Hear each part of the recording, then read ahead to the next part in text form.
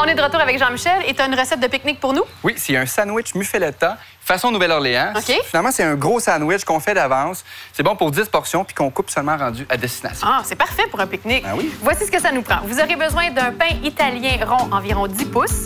Ça vous prend aussi une demi-tasse de sauce à salade, 3 à 4 branches de céleri, une demi-tasse d'olive noire dénoyautée, 5 cœurs d'artichaut en boîte égouttée, un quart de cuillère à thé de poivre noir moulu, 60 g de poitrine de poulet, de roast beef, de jambon fumé et de poitrine de dinde fumée déchiquetée, 4 tranches de produits de fromage fondu et finalement un quart de tasse de vinaigrette italienne piquante.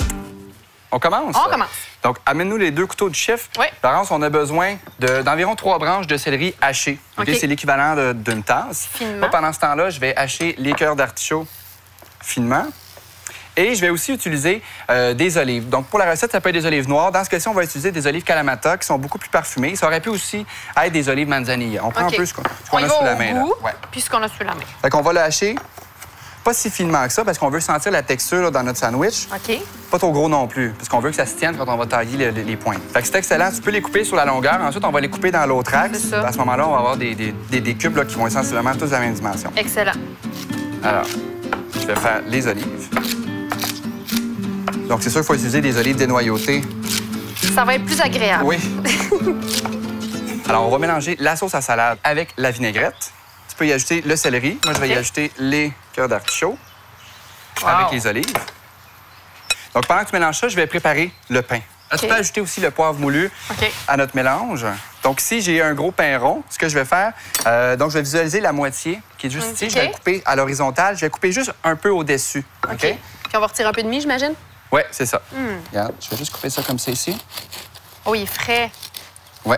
Un beau pain. Alors, je vais couper la miche comme ça. Vers la fin, évidemment, on va remettre la main sur le dessus pour éviter de se couper. Puis tu vas retirer de la mie, j'imagine? Oui. Et voilà. Donc, la mie qui est à l'intérieur, on va la retirer. OK. On peut la conserver pour faire notre propre chapelure par la Oui, suite ben ou oui. même la garder pour faire un pudding au pain. Je vais en enlever un peu aussi dans la partie qui va refermer. OK. Comme ça va nous permettre là, que ça soit vraiment bien salé à l'intérieur. Dis-moi si je m'emporte, là. Non, ça va super bon? bien. Et là, ce qu'on va faire, on va mettre la moitié de notre mélange qu'on a préparé avec les artichauts et les olives. Oui. Comme ça ici. Tu peux approcher les tranches de viande. Donc, on va les disposer par-dessus. Puis là, on comprend, là, dans les ingrédients, moi, j'ai mentionné 60 g de viande, mais c'est 60 g pour chaque sorte de viande. Oui, Ouais, c'est ça. c'est ça. Tu peux faire une petite pression là, pour compacter Ah. comme il faut. Oui, parce que quand on va le trancher, on veut que ça se tienne. OK. Et voilà pour la 4e tranche.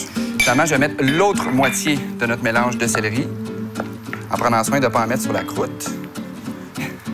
Et on recouvre avec Et le voilà. couvercle de Oui. pain. Et là, par la suite, on va l'envelopper avec une pellicule plastique OK. pendant environ 1 heure. On pourrait le faire jusqu'à 6 heures. On réfrigère, là. Oui, c'est ça au frigo. Et là, il faut savoir que plus on va le garder longtemps comme ça au frigo, bien, plus les saveurs vont se mélanger et il va être bon. Génial, on va faire ça.